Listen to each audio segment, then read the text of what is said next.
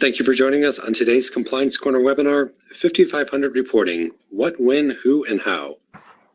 This month's Compliance Corner webinar is sponsored by the NAHU Leading Producers Roundtable Committee. The Leading Producers Roundtable formed in 1942 to recognize the successful underwriters of accident and health insurance.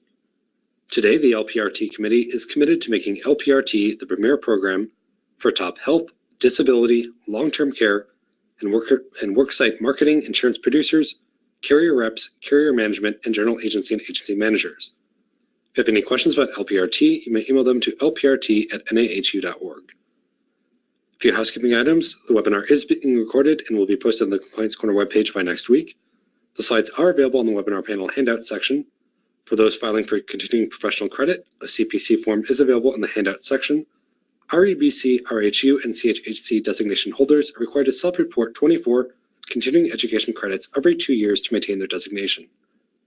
This webinar, if attended during its live broadcast and until its conclusion, is worth 1 continuing education credit that can be reported in a designation holder's Online Learning Institute account. In the handout section is information on self-reporting and the Professional Development Department's contact information if you have any questions. If you have a question on today's session, you may ask it in the questions box at any time. We'll get through as many of these as possible in the time permitted. Finally, please note the content of this webinar should not be construed as legal or tax advice in any way. It is intended for informational purposes only. I am pleased to introduce Ken Spencer, President and CEO for HR Service Incorporated. Ken has over 30 years of experience in benefits compliance, employment law, and human resource management. He earned a master's degree in human resource management and has 2 undergraduate degrees in marketing and finance. Ken is a certified senior professional in human resources from HRCI and was certified in change management. He has also taught benefits, employment law, and HR. And Holly Young, HR business partner for HR Service Incorporated. Holly has been working in human resource management and benefits for over 20 years. She holds 2 certified senior professional human resource certifications and has masters in innovative leadership. Holly is a subject matter expert in 5500 and ACA reporting and oversees a team of experts performing these functions. Please join me in welcoming Ken and Holly to today's sessions. Thank you for joining our discussion today on the exciting topic of 5500 reporting. We're going to go through all the details of what 5500 reporting is, why it's required, who has to report, penalties for not reporting, what to do if you have an employer that is several years late.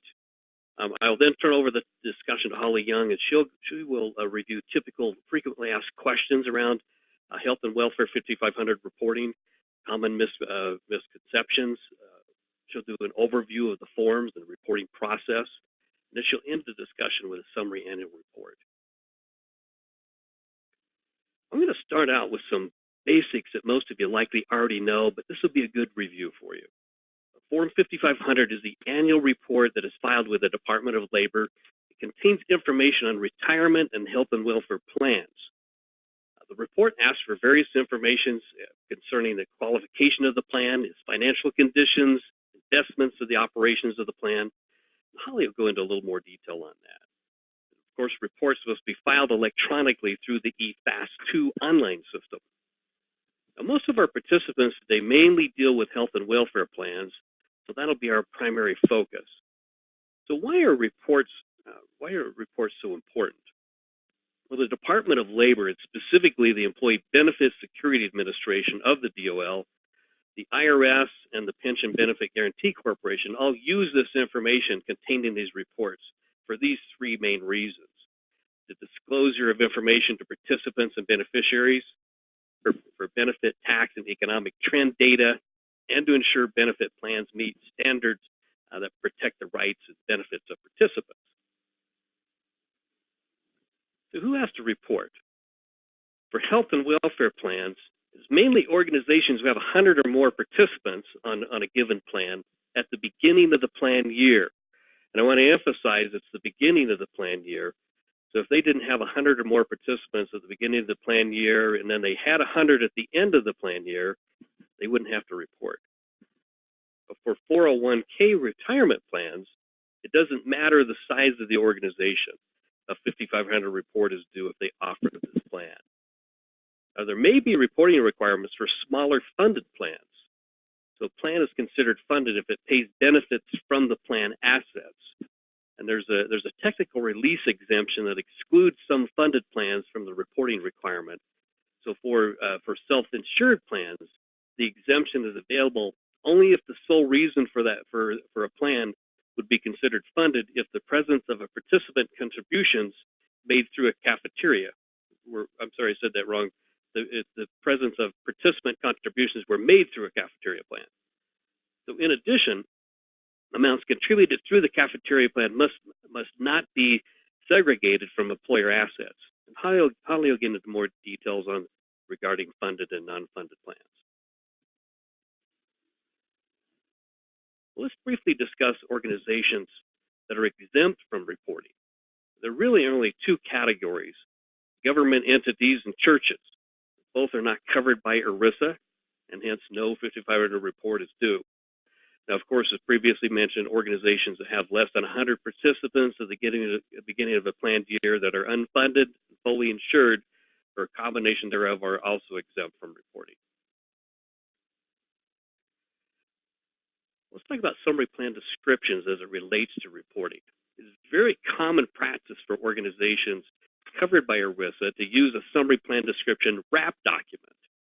This helps them to more easily meet the SPD requirements instead of creating a separate summary plan description for each benefit plan. They can use one wrap document to meet their plan requirements. Well, these organizations only have to complete a Form 5500 on the overall SPD wrap plan, including the Schedule A's for each benefit plan. Now, there's a slight double-edged sword here. This makes it easy for those who have more than one plan where they had 100 or more participants. Otherwise, they would have had to have submitted a Form 5500 for each of the benefit plans. So with a wrap document, you only submit in one 5500. Now, the potential negative side to this is those who perhaps had more than one, who had only had one plan where somebody had 100 or more participants. If any of their plans had 100 or more, they have to report on all of them. So then you report on all of the plans as part of the SPD wrap. So you'd have to submit in all the schedules and report on all, even though perhaps you only had one plan that had 100 or more. So in this case, they would obtain the Schedule A's for the other benefit plans, even though they didn't hit the 100 mark. All forms must be submitted using the EFAS system as of the last day of the 7th month after the plan year ends. So this is July 31st if you have a calendar year plan. And there is a 2.5 month extension that's available if they file Form 5558 with the IRS prior to the due date. There's some pretty hefty fines for organizations who fail to file required 5500 reports in an accurate and timely fashion. $2,140 a day for being late with the DOL, or another $25 per day with the IRS. So pretty hefty fines. There's a $100,000 imprisonment up to 10 years for willfully violating ERISA. There's also another a $10,000 fine, 5 years imprisonment for false statements or knowingly concealing or not disclosing facts required by ERISA. So this filing requirement and the other ERISA law compliance are not something we want to take lightly.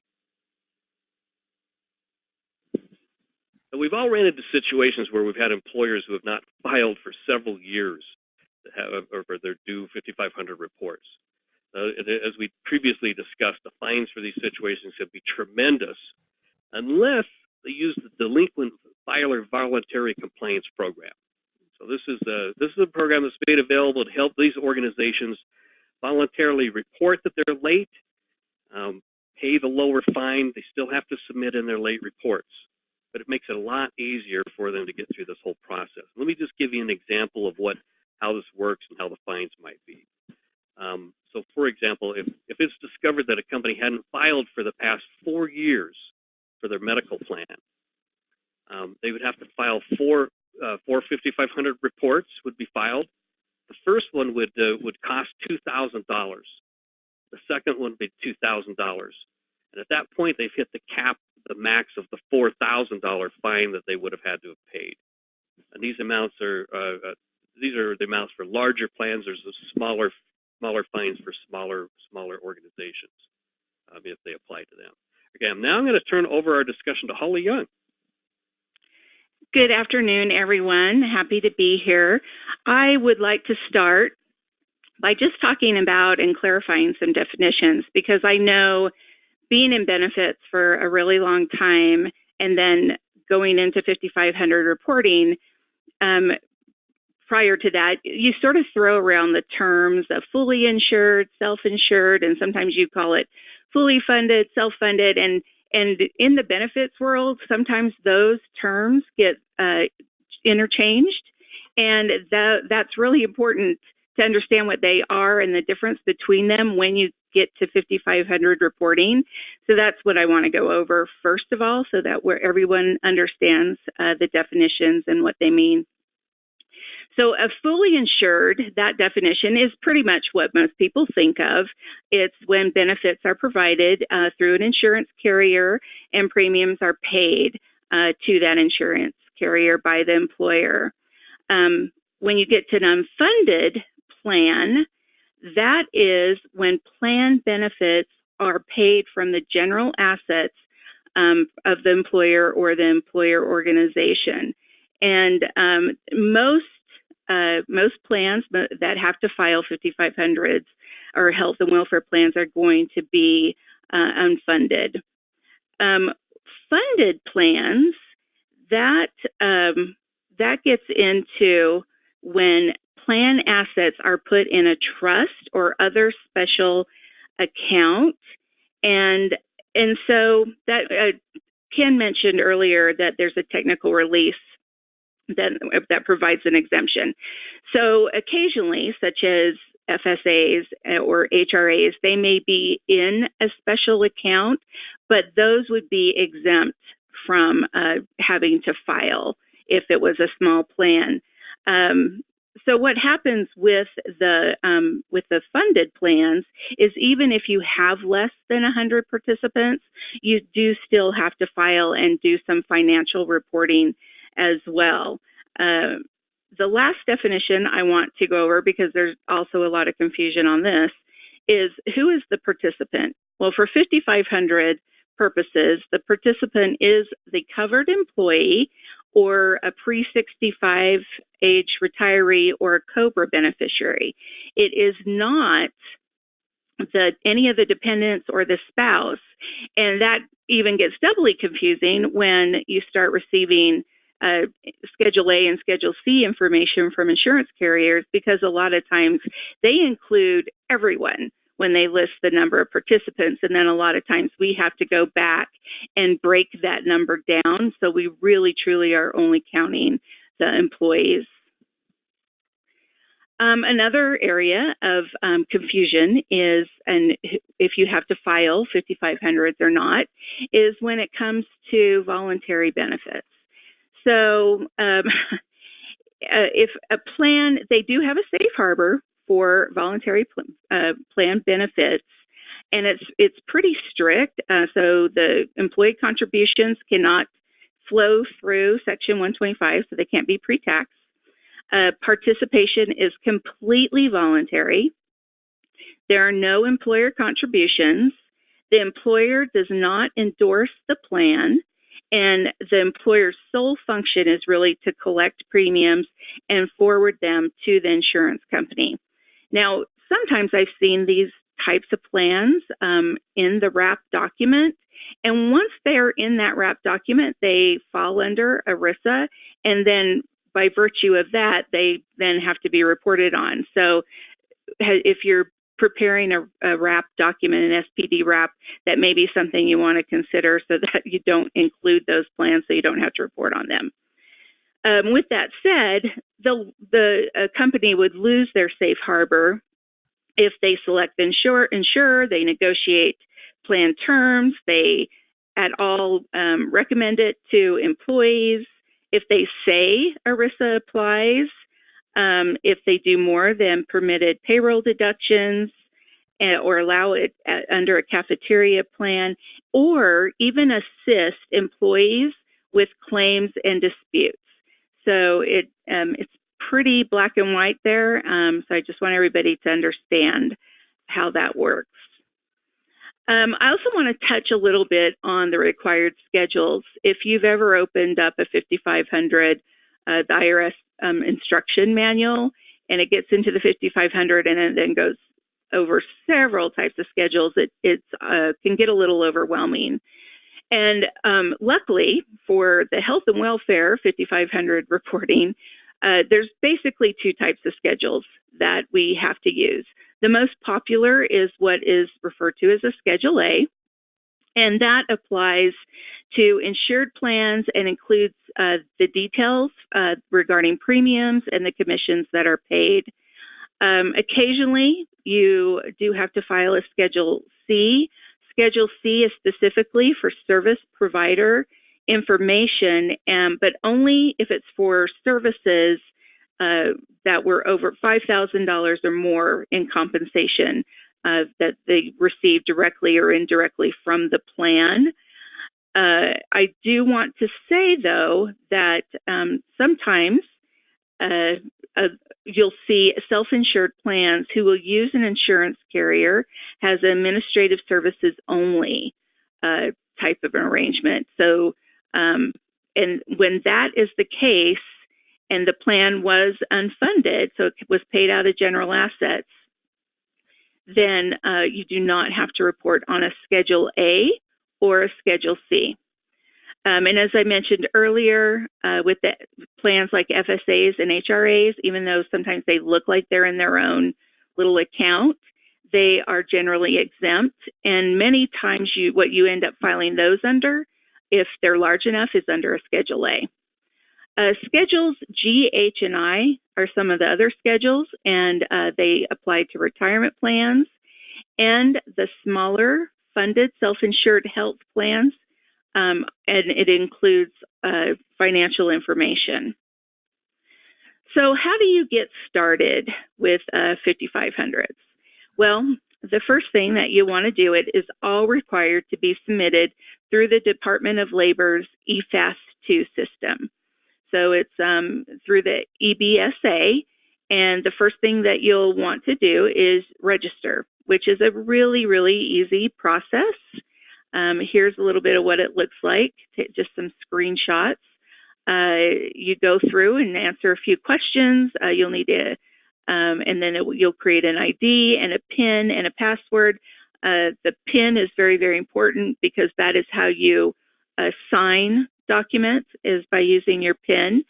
And really, it's just a matter of following through the directions. I have found the EFAS system to be really user-friendly, actually, so that's a good thing.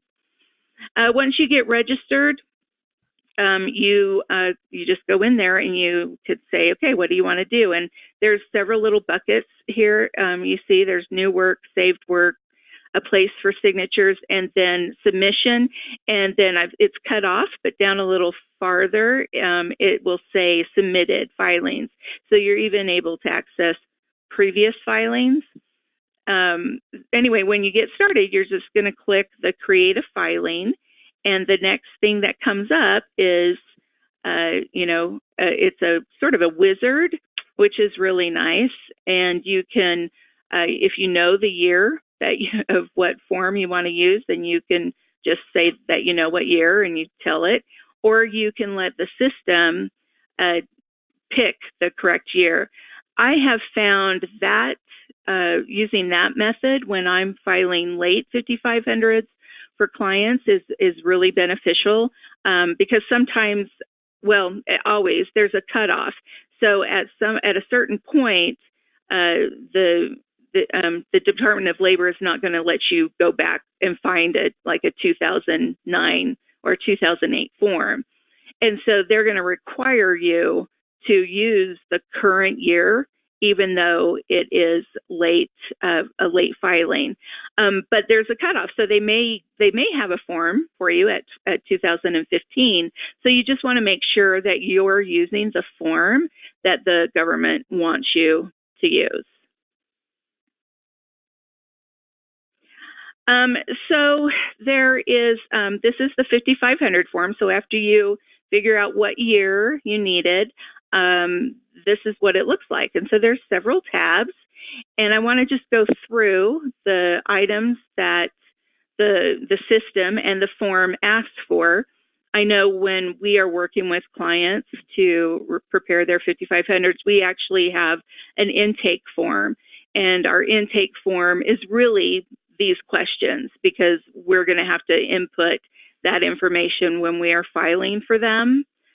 So really the first part of the section is you're going to need to know the plan year, the type of plan that you have. So when I'm going to go back one second here. So the type of plan, multi-employer, single employer, a DFE. In my experience with 5500 reporting, I've only worked with single employer plans. You want to check if it's a first return, amended, if it's a final, and a short plan year. And short plan years actually come up more than you would think. That's anything less than 12 months. And speaking of that, you can't go anything more than 12 months. So if there was a switch at any time and a change in the plan year, you'd have to do a short plan year rather than like a 13-month plan year. You check if it's collective bargain, and then you let the government know if there was any kind of extension. Then there is the name of the plan and the plan number. And the plan number, per the directions, needs to start with 501, and then you would move up the 500 range. So 501, 502, 503. And the name of the plan, if you have an SPD document or an SPD wrap, you'd want to mirror the name of that plan. It does need to remain consistent every year that you file, as does the plan number. I'm going to get into this a little bit more when I get into the FAQs, but sometimes you're filing individually and then you want to move it into a wrap document, and there's a way to do that. And then you have to change the name of the plan, and you have to change the plan number. You're also going to need to know the plan sponsor, name, phone number, EIN, and business code. The plan sponsor is the designated party, usually the company, the employer, that sets up the health care plan. And then the business code, there was just an update in 2018 where the instructions, so in the IRS instructions, it includes a few pages of the business codes that companies can choose, and they're trying to actually now match them more to the NAICS codes, which is a good thing, because when I first started that, I was like, this is crazy. It's, having all these different codes that businesses have to remember. So that was a good thing. Moving along, plan administrator, that is the person or entity responsible for keeping the employee benefit plan in compliance and managing the plan for the exclusive benefit of the participants and the beneficiaries. Usually, there's a designated person that works at the employer or the company. A lot of times I see an HR person or the controller or the CFO. Those tend to be the, kind of the common plan administrators that I see when we're working on 5500s for our clients. So then there's a questions for the number of participants. You want to have the number at the beginning of the year. You want to have the number at the end of the year. It needs to include retirees and those on COBRA. And then the big thing that I mentioned before, it does not include any dependents. Finally, the last thing that you'll want is plan codes, and I just kind of pasted them here. The nice thing about the EFAS system is that it has links, hyperlinks, where you can actually grab this information. So here's the codes for welfare benefit plans, and they go all the way down, and there's a whole slew of them, and if none of them apply, there's an FQ at the bottom that lets you just do other. So that works out really nicely when you're working through the EFAS system. So, oops, went too far. So you also want to know the plan funding arrangement and the plan benefit arrangement. So the choices are going to be: is it fully insured? Is it all going through insurance? Do you have a trust? Is it a pension plan, or is it coming out of general assets? So the plans that we work with, it's either general assets or it's from insurance. So that's almost exclusively consistent throughout the time that we've been filing 5500s. After you get that 5500 done, it finishes for you, and the system has these nice little features where it says save and close, and from there you can actually create the different schedules that you need. For the purpose of today, we're going to focus on Schedule A, which is your insurance information.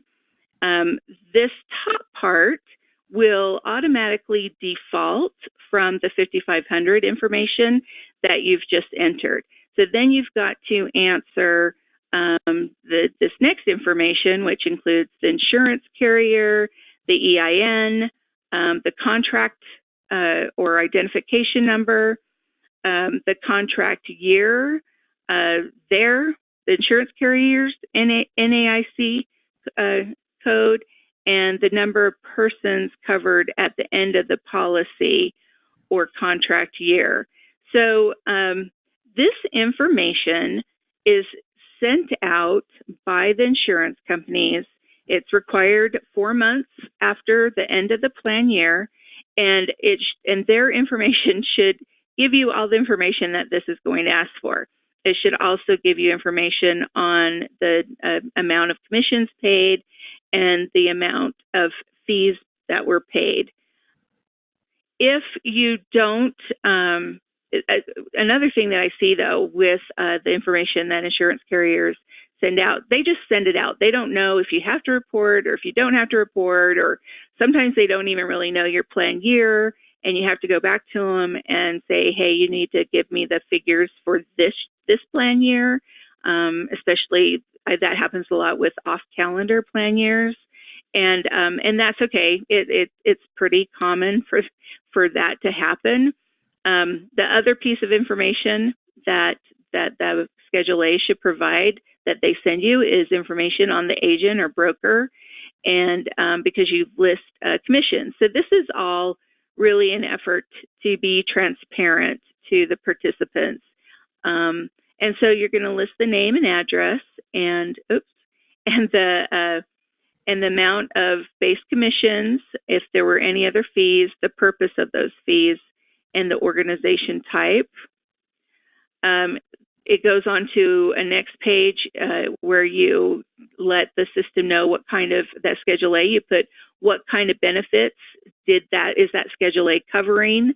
For example, I get UNUM, and sometimes UNUM will have life, long-term disability, short-term disability, and as long as they're under that same contract number, you can put them all on one Schedule A. And then at the bottom, you'll want to list the premiums that were paid, and they have a place for experience-rated premiums. And really, the information that's sent to you should have this all broken out for you. That's been my experience. Or it's just a flat rate, and you would put that down here in 10. I really do like the very last question that the system asks for the Schedule A, and that is the provision of information. So it asks you, did the insurance company fail to provide any information necessary to complete Schedule A? And believe it or not, that happens more than you would think, where they don't provide it, especially when what I see happen is when EAPs are, some of those voluntary benefits are included in a wrap document, and now because you're saying that they're covered under ERISA, you have to report on them. Well, they're not used to having to send that information, and many times they don't, and so you put no here, or you put yes, that they failed to provide all the information, and then you just put a little reason why, and I figure that the Department of Labor can deal with that particular carrier on that sort of issue. So, but that is available. I want you to know that, because sometimes that's a good thing to tell the carrier to sort of prompt them to get you the information that you need. So after you, get the 5500 filed, and you've got your Schedule A's and you've got your Schedule C's, and you've submitted it, you signed it, you submitted it, it's good to go. The next step you'll want to do is prepare a summary annual report. That's going to be applied to most plans that you submit a 5500. The actual report is usually one page. It includes, the EIN, the name, the plan number, the basic funding and insurance information. And when I say one page, that's for health and welfare. I've seen pension plans, retirement plans, summary annual reports, and they're really long because you have all the financial information too. But if that's applicable for a health and welfare plan, then you do need to include it. It must say that you have the right, or must tell the participant that they have the right to additional information. So they have the right to ask for a full copy of the 5500 report. And it may have to offer assistance in non-English language if that applies to your company. And there's a few different requirements to determine that. It has to be provided within 9 months after the end of the plan year, or within 2 months of any kind of extension period. It is only required to be sent to plan participants who are enrolled at the time of the summary annual report distribution. And actually, this little part I didn't know for a little while, but now I do, and that's delinquent filings. A SAR is not required. If you do end up sending a summary annual report, it's not, you've gone over and above, so there isn't any problem with doing that. The next one, there is a summary annual report exception. And so let's look at this. A totally unfunded welfare plan need not distribute a summary annual report. And remember, the definition of unfunded means that plan benefits are paid exclusively out of the general assets of the employer. So, and there are no plan assets. Segregating participant contributions could result in a funded plan. Again, I'm going to refer to that technical release for plans like HSAs and FSAs. Those would be an exemption. So, so keep this in mind. Again, if you have done a summary annual report for a totally unfunded welfare plan, it's fine. You've gone over and above, but just know that you don't need to send out a summary annual report. Summary annual report distribution is very similar to other ERISA notice distribution requirements, mailing it to the last known address, or the address you have on file. You can email it if you follow the DOL's requirements. So it has to be something, a work email, or something that they use quite often in the course of their work, or you have to get permission if you send it to their personal email. It's always recommended to use a return receipt feature if at all possible. Employees, just so you know, they must have the ability to receive a hard copy. And the last thing, I see this a lot, and you can even Google it, but you can post it on a company's intranet. But just posting it on the intranet isn't enough. You still have to go back and follow those email rules to let them know where to find the summary annual report. So just make sure that you're distributing the summary annual report in the required manner. So I want to do a little test of your knowledge. I don't have any way to gauge how you do, so this will be, you just have to be monitor yourself on how you do with this. So this is a two-part quiz one. So ABC Company sponsors the following plans: medical, dental, vision, life, and disability. Very typical. ABC Company decides to offer a voluntary worksite plan that includes cancer, critical illness, voluntary disability. They will accept employee elections through the online benefit portal and deduct premiums from pay. Are the worksite plans subject to ERISA?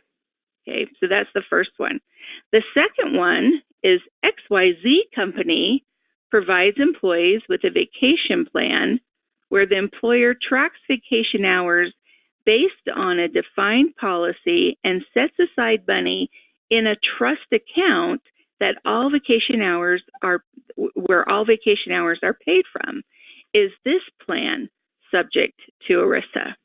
I'll give you a minute to think about that. So let's look and see. So the answer for number one, they are probably exempt from ERISA, those voluntary plans.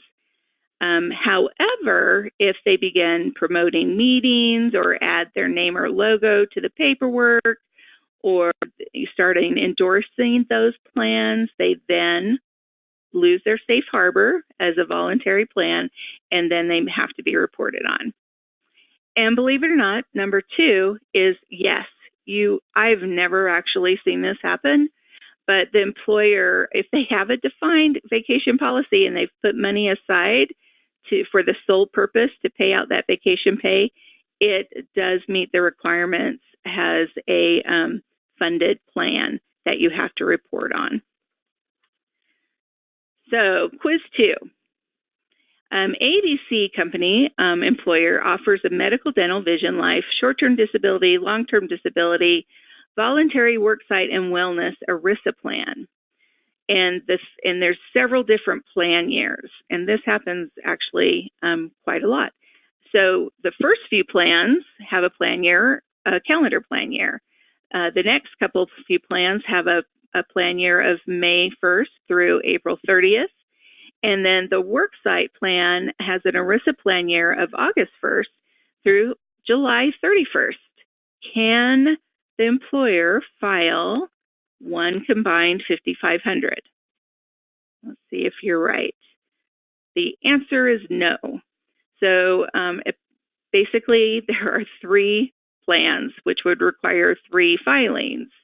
However, if the employer wanted to put all these plans into a wrap and consolidate the plans, consolidate the plan years, then there is a process to make that happen.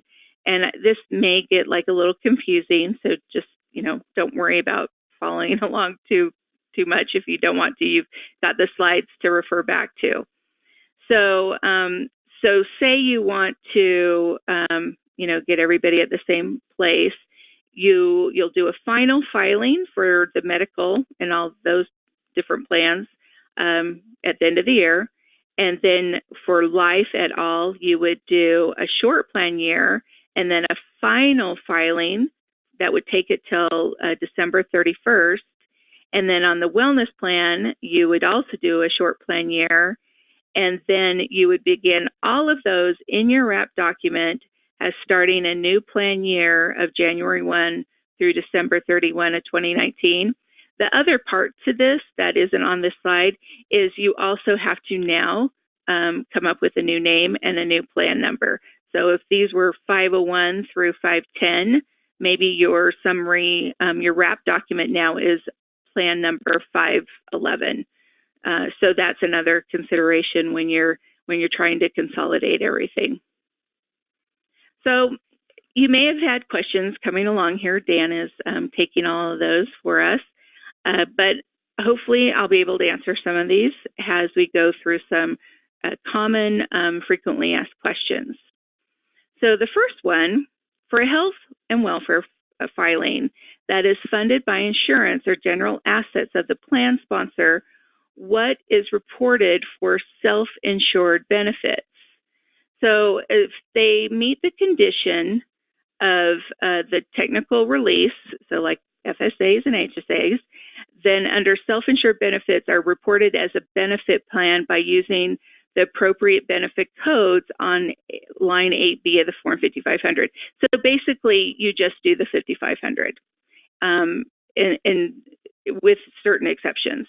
So if a self-funded plan is paid through general assets and provided through an insurance contract, then you typically don't need a Schedule A or C, and you simply report just the 55 on the right codes on the 5500. Are there special filing requirements for multiple employee welfare arrangements, so MIWAs?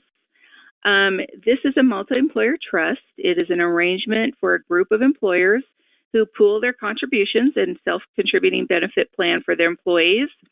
The employers make contributions into the plan. The employees, make contributions into the plan based on the number of employees they have and the estimated costs associated.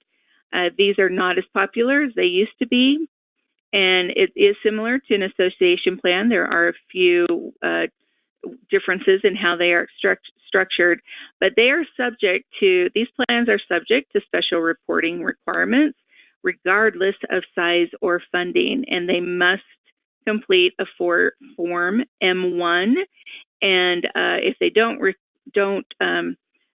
complete an M1, then their Form 5500 will be rejected. So what if your plan sponsor name changes, and that does happen? Thankfully, there is a place in the EFAS system where you can put that information. This may happen if there's an acquisition or merger and the EIN and the sponsor's name, plan name changes hands. For a health and welfare filing of an EAP plan that provides more than referrals, so it does provide counseling sessions, medical, related sort of things, it is considered an ERISA plan, regardless of what an EAP might tell you. And the plan code that's used on the 5500 filing, you would use a 4Q, which is that other code that I mentioned earlier. So that code is used actually for several different types of plans that we see, including the EAP. How do you file a 5500 when a plan changes their ERISA plan year?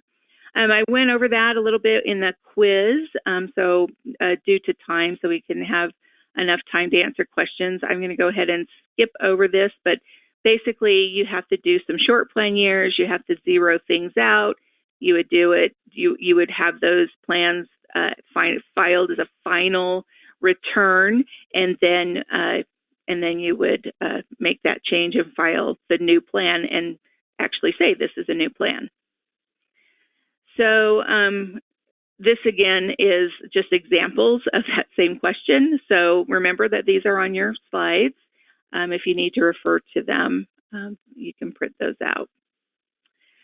So a plan is terminating due to being bought out by another company. How is the 5500 filing completed?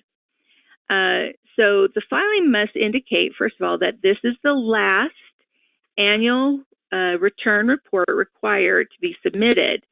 And then on line B of that Form 5500, when you're going through the EFAS system, you're going to indicate that it is a final form. However, where the hiccup happens, all your numbers have to end with 0. So sometimes you even though it's the end, you still may have to file one more time, maybe a short plan year, until everything is zeroed out. Your participants are zeroed out, contributions are zeroed out, everything has to be a 0, even for the EFAS system to accept anything that you mark as a final plan. So a company has been filing a 5500 for the past 8 years, but has determined for they're doing it, and they realize they end with less than 100 participants. And now they fall into that exemption.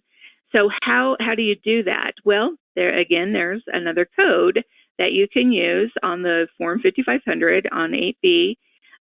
It would be a 4R, and that just is letting the government know that this plan is going to be exempt from filing for the next filing year. Now, say you went that 1 year and it was less than 100, but now it's back up to 120. Then you have to file. You have to pick up your filing again, and there's a new code that you would put on 8B, and that would be a 4S. And so it's just a way to explain gaps in filing the 5500. And it lets them know, the government know too, that you're just not filing. So it gives them a heads up, which is always a good thing. You hate getting letters from any of these agencies. So Company A has 5 ERISA plans and no wrap document. The plan is filing 5 separate form, 5,500 filings, which happens a lot, and want to consolidate. Can the plan do this? And as I mentioned, yes, of course you can. There's a method in doing that. However, I do want to point out, and this is important, and we get a lot of questions about this, is wrap documents are not retroactive. So it would have to be for future filings. So you can't say, well, I want to do a wrap document, and then we have all these late filings to do, or even the previous year filing. So we can just do 15500. That is not permitted. You would still have to file those as separate plans. Next FAQ, company has been filing 5500 and has been including a Schedule C, but they've realized now that a Schedule C isn't required. Maybe they use the insurance company as an ASO. Do they keep filing with a Schedule C? Do they try and amend the 5500? How, are there penalties? Basically, you could just discontinue using the Schedule C if it wasn't supposed to be there. You should not get any penalties. You may get contacted by the Department of Labor, and you would just tell them, what has happened, and they're usually really good about. I have found when I've called the Department of Labor and the IRS, I've actually have been very pleasantly pleased with the help that they've been able to provide. So another question that comes up is stop loss or reinsurance. So does a Schedule A or C need to be provided? So a provider should be providing a schedule. However, you're only required to attach a Schedule A or Schedule C if the plan is funded. This is more common on retirement plan, 5500, than it is on health and welfare. I do want to say something about this. So providers, and I said it earlier, but I want to reiterate it. Providers will sometimes send you information, even though you don't necessarily have to report on that information. So just because you get something in the mail, don't panic. It doesn't mean necessarily that you have to now file. There's all these other requirements that you have to make sure that you're meeting. Just some common errors and red flags. Some of these errors are actual errors that you get when you're submitting things on the EFAS system. Some are errors that the Department of Labor or the IRS might catch and let you know about. First of all, don't trap on leaning on the prior year filing. It's really easy once you're using the EFAS system to go in and there's a way to replicate, but you do have to go back in and make sure that all your information is current and up to date. So yeah, confirm everything. Confirm you have all your information for the year. Make sure you're on top if there's form changes. For instance, this last year, those codes have been updated. So you want to make sure that you're really using the most up-to-date information. Not marking the filing as a short plan year if in fact it is for less than 12 months. Not marking a filing as amended or final. If it is final, making sure all your numbers in there are 0. Using, this kind of goes back to the first one, but using last year, the previous year's returns to check for accuracy. I'm not going to say that that's a totally bad thing as long as you're making sure all the current information is up to date. Any inconsistencies or blanks, a lot of times when that happens, the EFAS system isn't even going to let you submit. And just any kind of sharp reductions in participation counts can also alert the IRS or Department of Labor. Sorry, I went over a little bit. We'll turn it over now to Dan. He'll go through some of the questions that we've had, and we'll do our best to answer those for you. Sure, thanks, Holly. We do have one question looking for clarification on the quiz. The question was, in the second quiz question, did each benefit have a 500 number, or does the wrap have one 500 number for the plan in the wrap? Each plan would have their own 500 number, and then when they were consolidated and the wrap was created, then the wrap would have a new 500 number, and then they would fall under that new wrap number. Next question. The presentation frequently refers to calendar year plans. What if a client has a plan year beginning on June 1st? How do you complete the 5,500? Choose information from plan year June 1st through May 31st? So the same, I think if I'm understanding the question correctly, the same rules apply. So if it's June 1st through May 31st, you'd have 7 months from May 31st to file the 5,500, and you would just use that. That would be what the information you would enter into the 5,500 report. And then 2 months after that, you would need to do the summary annual report if that was required. Did I answer that? I believe so. Next question, how does it work with parent organizations that might own several smaller subsidiaries? Is it all about who is covered on the plan? I mean, if they're combined in a single plan, then they file, but if they have their own plans and are each under 100 employees, they don't? So I always go by what EIN are the plans under. So if you've got a lot of subsidiaries and they really have their own plans, the plan has a different name, it's attached to a different sponsor with a different EIN and with a different address, then that is all going to be indicative of that you have to file separate 5,500s. I have one client that they're a holding company and they have probably about 12 affiliated businesses, but their benefits really truly are all under one, and it's one plan name, they use the same address, and for them, I am able to just file the one 5,500 with the Schedule A's. Next question. This person acquired a new client who is not sure if they've ever filed or if the prior broker ever did a wrap document. How should they proceed? So one of the nice things, too, about the EFAS system is you can do a search. So once you get registered and you're in there, you could do a search not only on plans that you personally have helped submit and file, but if you try and get as much information as you can, so say the previous EIN, the company name, and you see if they filed anything would be my first step. If they haven't, then when we've contacted the Department of Labor on these kinds of questions, they said basically go back to when they would have hit that 100 participant mark, or reasonably, that's when they hit 100 participants, and you just do the best you can. So you do file the 5,500. You may not have all the information. You probably don't have the information for a Schedule A, but you can you can add those notes when it asks the question, did you get the information you needed? So they've been pretty flexible to work with, and when I say they, I mean the Department of Labor. So we actually contact them anytime something weird comes up, and they've been really nice. Next question, would a 100+ employee group that is 100% employer paid self-insured plan need to file 5,500?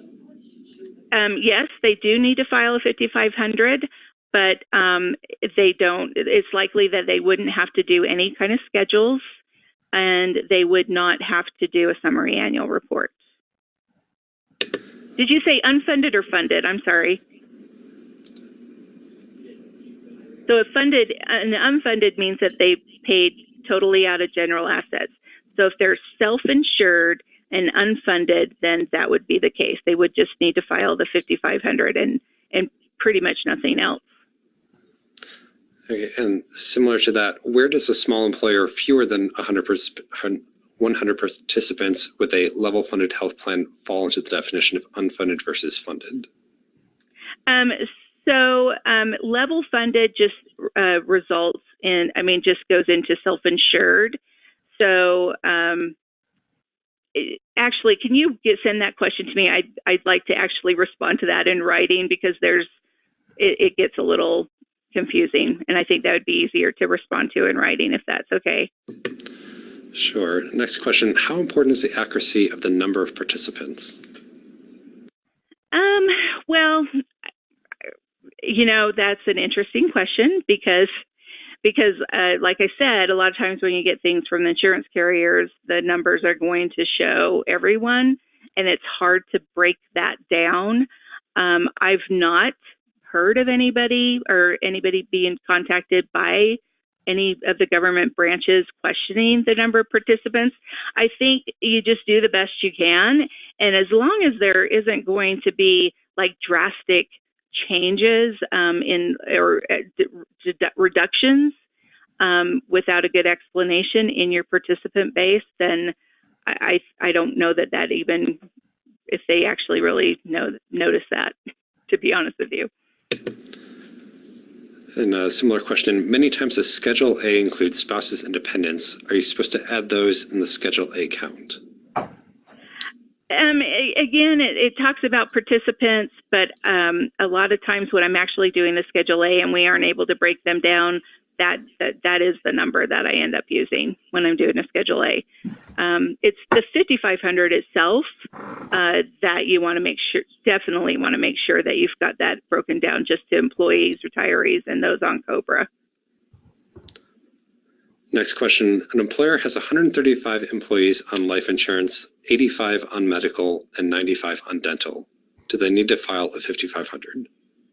If they have a wrap document that includes all those benefits, then yes, they would have to file one 5500 and then Schedule A's on all three of those plans.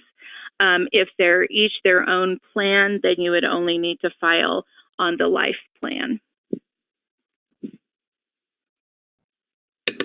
Next question. What are the pitfalls of adding post-tax voluntary plans in a wrap, and what is the risk? So I don't know that there's, the risk and the pitfalls really falls under, because now you've sort of covered it under ERISA now. So now you have to report on it. So that's one thing. So that presents its own set of risks. The other part of it is a lot of those plans I find are they rarely, especially with medium-sized companies, they rarely meet the 100 participant requirement. And so now you're having to get all that Schedule A information from providers that you wouldn't have had to get otherwise. So those would be the two things, be falling under ERISA and having to report on them. Next question, who primarily files the 5500? The employer, the broker, CPA, TPA? Well, I let the CPAs do any of the things that want financial information. I'm not a CPA. However, our clients, they come to us from brokers. They come to us just as the employer.